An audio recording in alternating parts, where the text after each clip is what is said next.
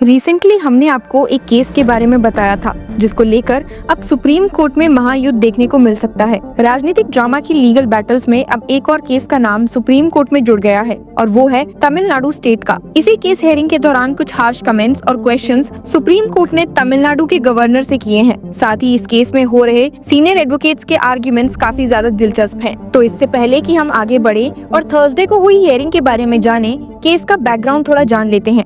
आपको बता दूं कि तमिलनाडु सरकार ने गवर्नर के खिलाफ 2 रिट पिटीशंस दाखिल की हैं, क्योंकि गवर्नर ने 2020 से लेकर 2023 के बीच पास किए गए बिल्स को अपनी मनमर्जी से अटका दिया है। ये बिल्स जो कि राज्यपाल के अप्रूवल के लिए भेजे गए थे, 13 जनवरी 2020 से लेकर 28 अप्रैल 2023 के बीच गवर्नर के पास पेंडिंग पड़े हैं। सिर्फ यही नहीं, कुछ और फाइल्स भी गवर्नर के डेस्क पर धूल चाट रही हैं, जिनमें से प्रिजनर्स की प्रीमेच्योर रिलीज, प्रोसिक्यूशन के लिए सैंक्शन और तमिलनाडु पब्लिक सर्विस कमीशन के मेंबर्स की अपॉइंटमेंट भी शामिल है।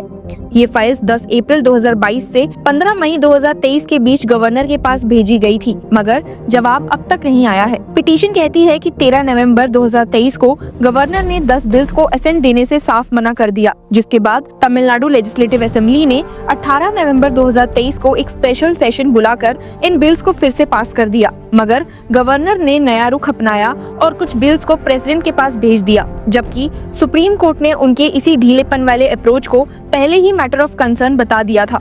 अब जब मामला थर्सडे यानी कि 6 फरवरी को Supreme Court bench of justice JB Pardiwala और जस्टिस आर माधवन के सामने आया, तो बेंच ने नोट किया कि मुद्दा ये है कि क्या एक गवर्नर बिना किसी वजह के एक बिल को डिले कर सकता है? क्या उनके पास ये अधिकार है कि वो एक इलेक्टेड गवर्नमेंट के डिसीजन को बस यूं ही होल्ड पे डाल दे? सुप्रीम कोर्ट के जस्टिस जेबी पर्दीवाला और जस्टिस आर माधवन की बेंच ने गवर्नर के पावर और उनके कॉन्स्टिट्यूशनल दायित्व को लेकर एक बड़ा सवाल उठाया है। गवर्नर का साइलेंस क्या पॉकेट विटो माना जा सकता है? क्या एक गवर्नर एक इलेक्टेड लेजिस्लेचर से बड़ा हो सकता है?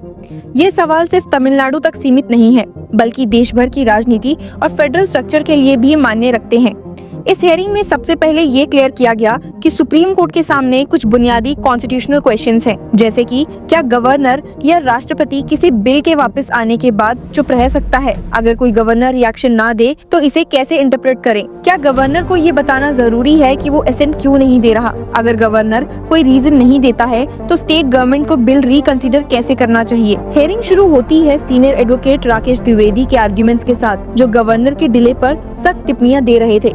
उनका कहना था कि गवर्नर एक सुपर लेजिस्लेचर नहीं हो सकता जो एक इलेक्टेड गवर्नमेंट के डिसीजन को बस यूं ही रोक सके। ये भी कहा गया कि गवर्नर डेलिब्रेटली यूनिवर्सिटी के वाइस चांसलर्स के अपॉइंटमेंट्स क्लियर नहीं कर रहे, जो कि एक बड़े कॉन्स्टिट्यूशनल क्राइसिस को इंडिकेट करता है। सुप्रीम कोर्ट का ध्यान भी आर्टिकल 200 की एक इम्पोर्टेंट प्रोविजन पर गया, जो कहता था कि एक गवर्नर किसी बिल को रिटर्न करेगा तो उसके साथ एक मैसेज भी देना पड़ेगा। कोर्ट का सवाल था, Where is the message from the governor asking the house to reconsider? Dwivedi ने साफ कह दिया कि कोई मैसेज दिया ही नहीं गया। तमिलनाडु गवर्नमेंट को बस इतना बता दिया गया कि बिल असेंट नहीं किया जा रहा, मगर क्यों नहीं किया जा रहा ये नहीं बताया गया। Such simplicity withholding is like pocket veto, Dwivedi ने कहा। उनका कहना था कि अगर एक गवर्नर बस यूं ही बिल्स को होल्ड पे डाल दे बिना किसी वजह के, तो ये डेमोक्रेसी के लिए एक खतरनाक सिग्नल है। एडवोकेट द्विवेदी ने गवर्नर के व्यवहार पर भी बड़ा सवाल उठाया। उनका कहना था कि तमिलनाडु में ये एक ट्रेंड बन चुका है कि गवर्नर बिल्स को 2-3 साल तक पेंडिंग रखते हैं बिना किसी एक्सप्लेनेशन के।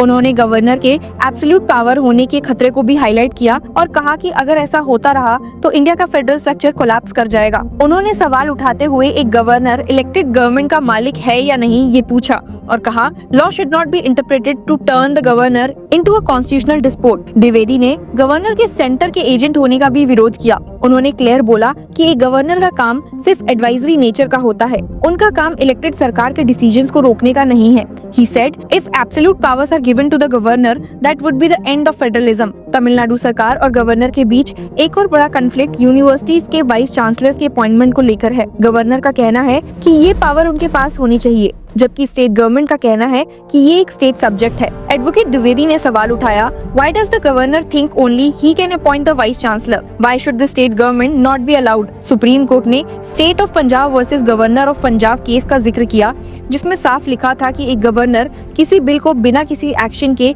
इनडेफिनाइट पेंडिंग नहीं रख सकता। ये जजमेंट सुप्रीम कोर्ट ने पढ़ा और बताया, the governor can not be at liberty to keep the bill pending indefinitely without any action whatsoever. सबसे बड़ी बात ये थी कि पंजाब का ये जजमेंट 10 नवंबर 2023 को आया था और तमिलनाडु के गवर्नर ने अपने एक्शन 13 नवंबर को लिए थे, यानी कि गवर्नर के पास क्लियर लीगल गाइडेंस थी, लेकिन फिर भी उन्होंने उसको इग्नोर कर दिया। जस्टिस परदीवाला ने गवर्नर से पूछा कि उन्होंने किसकी सलाह पर ये फैसला लिया कि वो असेंट नहीं देंगे, क्या ये एक पॉलिटिकल स्ट्रैटेजी थी? सुप्रीम कोर्ट ने ये भी पूछा कि अगर गवर्नर गलत तरीके से असेंट रिफ्यूज करे तो क्या राष्ट्रपति को इंटरवीन करना चाहिए? क्या प्रेसिडेंट डायरेक्टली बिल को अप्रूव कर सकती हैं? सुप्रीम कोर्ट ने एडवोकेट द्विवेदी से सवाल किया, so you are saying it is not enough for the governor to say that he is withholding assent but also to give reasons? जिसके जवाब में द्विवेदी ने कहा, of course, else it will be whimsical. The hands of the courts are not tied to interfere when there is a breach by the governor. ये hearing एक बड़े constitutional crisis को reveal करती है। एक तरफ इलेक्टेड गवर्नमेंट है जो अपने बिल्स पास कराना चाहती है और दूसरी तरफ स्टेट गवर्नर एक गेटकीपर बन गए हैं जो बस बिल को होल्ड पर रखे हुए हैं। अगर सुप्रीम कोर्ट तमिलनाडु के फेवर में फैसला देती है तो ये गवर्नर्स के अनचेक पावर पर एक बड़ा अटैक होगा, लेकिन अगर कोर्ट कोई क्लियर गाइडेंस देती है तो देश भर में गवर्नर्स के पास और ज्यादा पावर आ जाएगी जो इलेक्टेड गवर्नमेंट्स को वीकन कर सकती है। फिलहाल तमिलनाडु के बिल्स का भविष्य और भारत के फेडरल स्ट्रक्चर का बैलेंस सुप्रीम कोर्ट के हाथों में है। ये वीडियो थी इस सुनवाई का पार्ट 1, यानी कि लंच से पहले की हियरिंग। लंच के बाद भी senior advocate Abhishek Manu Singhvi, advocate P Wilson और सीनियर एडवोकेट मुकुल रोहतगी के आर्ग्यूमेंट्स भी सुनने को मिले हैं। So to know about that, stay tuned for part 2. Hello law lovers and justice seekers, welcome to law Chakra. हम आपके लिए लेकर आए हैं कुछ बहुत ही exclusive. Introducing law Chakra prime membership, जो आपको देगा exclusive access like never before. चाहते हो कि सबसे पहले आपको मिले latest legal updates? Law Chakra prime के साथ आपको मिलेगा early access to exclusive content, critical case analysis, courtroom battle का ब्रेकडाउन, वो भी बाकी व्यूअर्स से पहले। मोर अपडेट्स, मोर एनालिसिस, यानी कि फुल इनसाइडर एक्सेस, वो भी बस घर बैठे। यही नहीं, प्राइम मेंबर को मिलेगा access to exclusive interview session with renowned जजेस, लीगल एक्सपर्ट्स एंड लॉयर्स। ऐसे इनसाइट्स जो आपको कहीं और नहीं मिले।